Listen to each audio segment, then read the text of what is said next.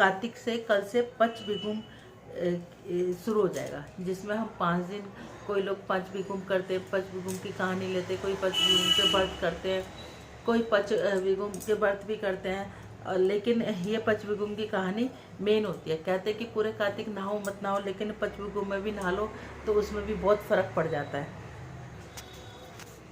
पूरे कार्तिक का सार इसी पंचविगुम में लिखा हुआ है। तो इसमें आप लोग सब लोग क्या करें कि अपनी जोत के अंदर 2 जोत और लगा लें, दीवे के अंदर, उसी दीवे के अंदर 2 जोत लगा लें, 4 जोत लग जाएंगी। साथ में 5 आंवले और थोड़ी सी राई लेकर बैठ जाएं।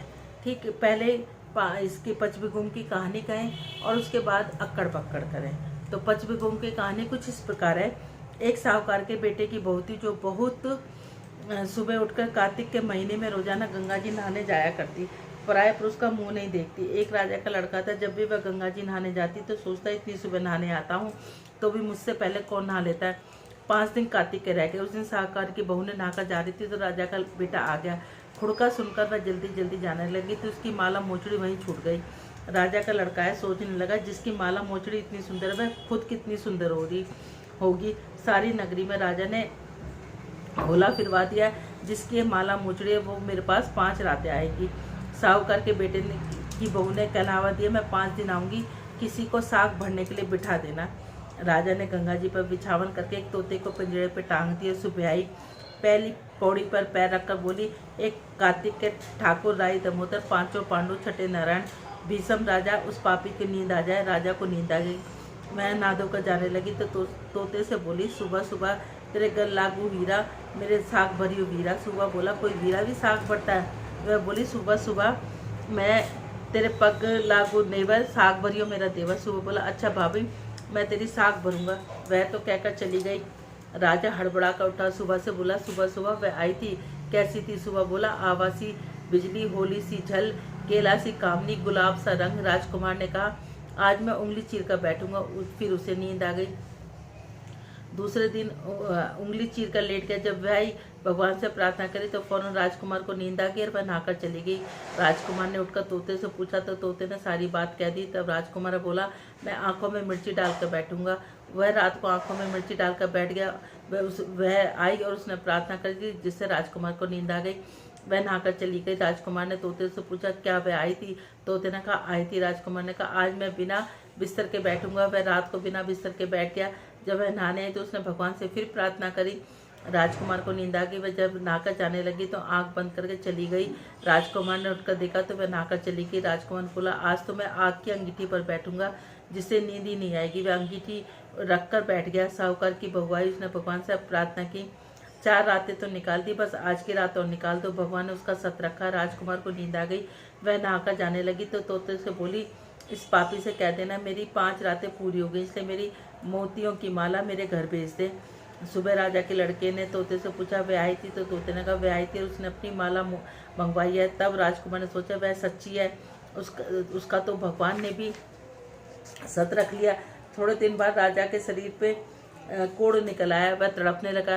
राजा ने ब्राह्मण को बुलाया, तो मेरे बेटे के शरीर पर क्यों जल रहा है? तब ब्राह्मण ने कहा, वह प्रतिव्रता स्त्री की पर बुरी नजर रखता था, इसलिए वह रोग लग गया। तब राजा ने पूछा, वह कैसे ठीक हो? तो ब्राह्मण ने कहा, उस साहूकार की बहू को धर्म की बहन बना ले और उसके नहाए हुए जल से नहाए तो उसको कोड़ ठीक हो जाएगा।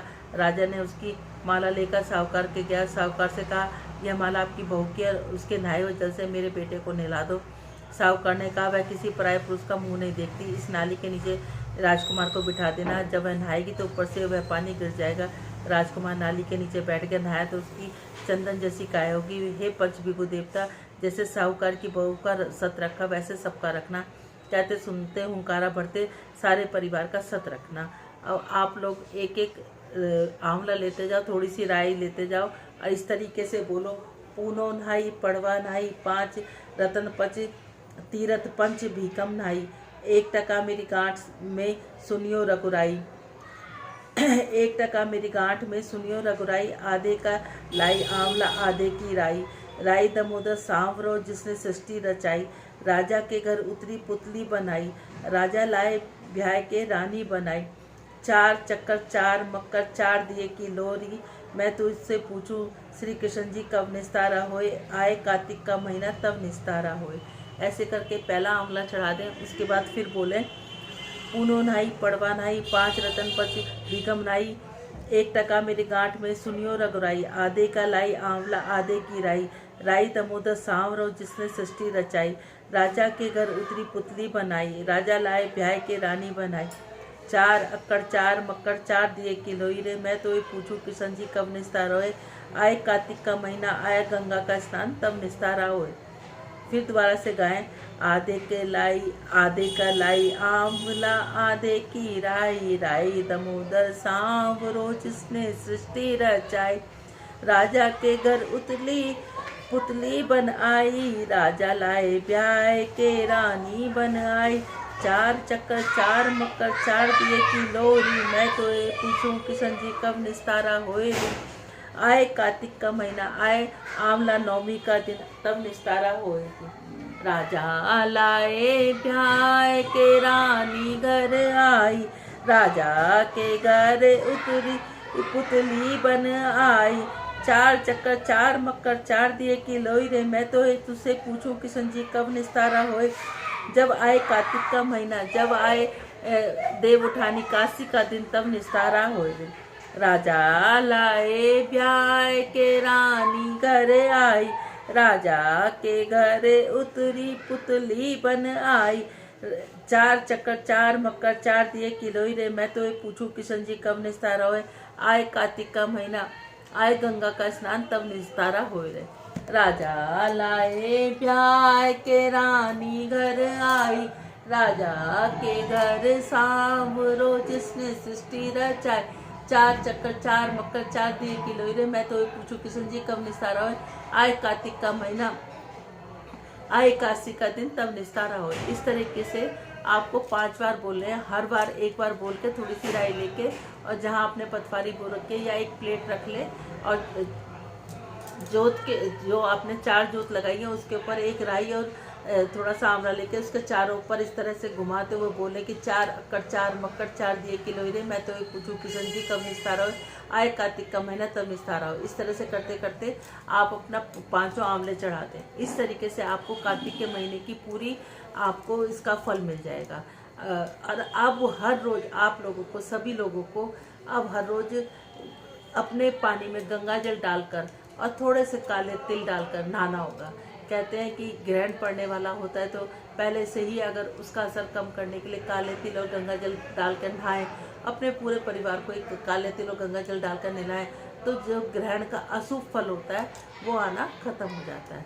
मैं ग्रहण का भी बता देती हूँ आप लोगों को कि ग्रहण मंगलवार को लगेगा, सुबह 8 बजे से 7 बजे से वो लग जाएगा, सूतक लग जाएगा, और शाम को 6:30 बजे तक का ग्रहण रहेगा।